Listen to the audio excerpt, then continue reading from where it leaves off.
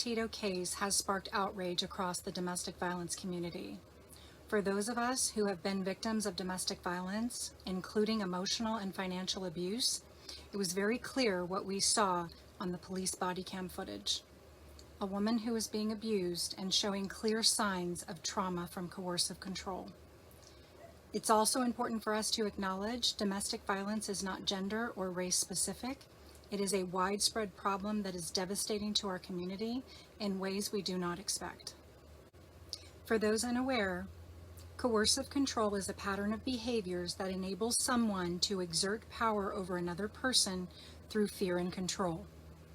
Coercive control can happen in any type of intimate relationship and includes behaviors such as insulting the other person, making threats, exerting financial control, and using sexual coercion, which is also rape.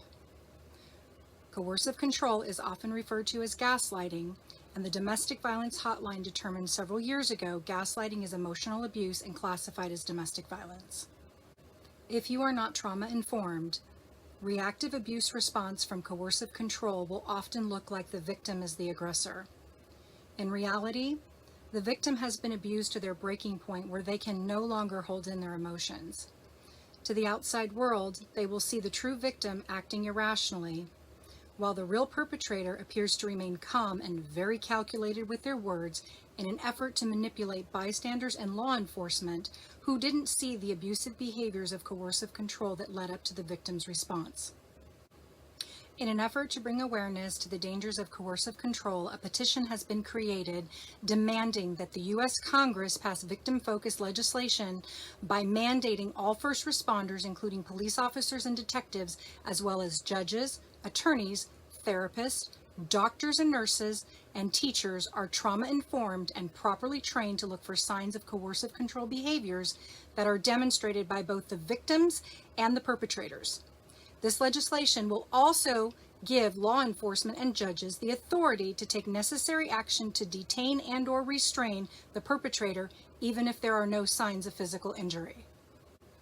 While California, Connecticut, and Hawaii all recently passed coercive control laws, it only applies to family court. The police will not respond to complaints of abuse through coercive control because it is considered a civil matter.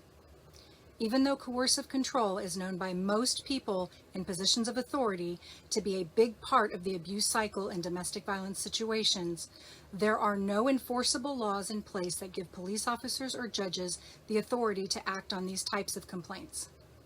In most cases of domestic violence, it is not until the victim is either beaten within 2 inches of their life or 6 feet under when law enforcement has the authority to step in. This is to no fault of the police officers. Their hands are tied due to poorly written legislation by politicians.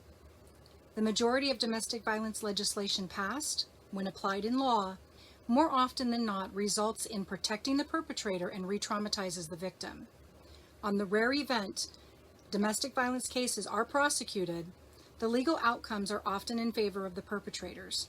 This happens because the subjective wording in the legislation that creates loopholes in the laws enabling perpetrator protection outcomes through the court system. To add insult to injury, perpetrator rehabilitation programs in most cases receive more than double the funding over domestic violence victim programs for services like job placement and housing. Less than 5% of reported domestic violence cases are prosecuted by district attorneys, and in less than 2% of those cases, there is a conviction.